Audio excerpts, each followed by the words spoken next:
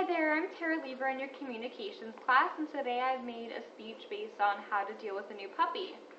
In this speech, I will be talking about how to properly house train your dog, what your dog should be eating, and when they should be eating, as well as way to puppy-proof your house so your house doesn't get messed up. To begin with, I'd love to start talking about house training, which I've learned some really good tips from this book here.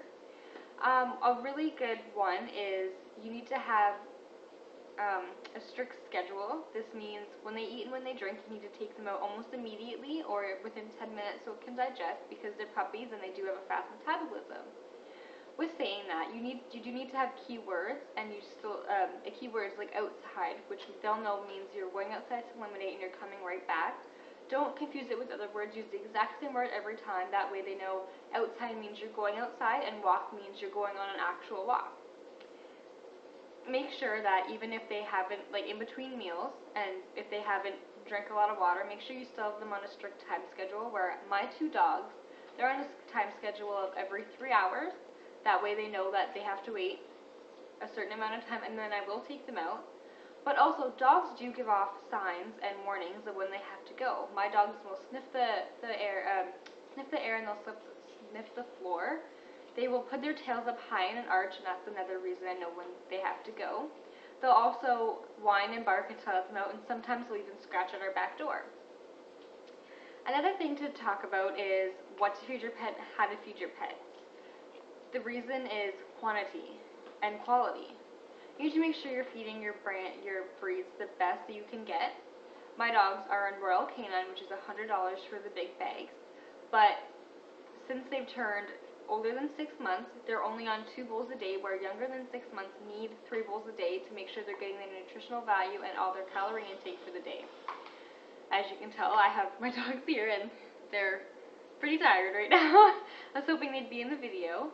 Another thing is, don't give them treats all the time. Only give them treats for rewarding good behavior, and make sure you're not giving them table scraps, because once you start giving them table scraps or even human food, they always think it's okay to give them human food, and they'll start begging, and that encourages really bad behavior. Puppy-proofing the house is one of the most important things to do.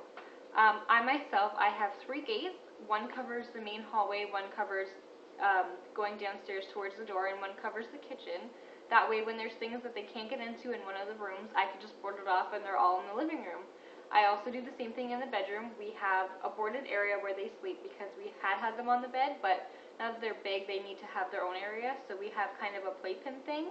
If we don't have that, they are tempted to get on the bed. You need to set boundaries. Another thing is, don't leave any wires out, don't leave any chemicals out. The dogs will get into them. We make sure all the wires are either hung up or put somewhere, that way the dogs can't get them, or even hidden.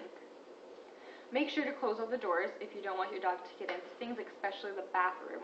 Your dog will get into the toilet, he will drink it, or he or she will drink the water.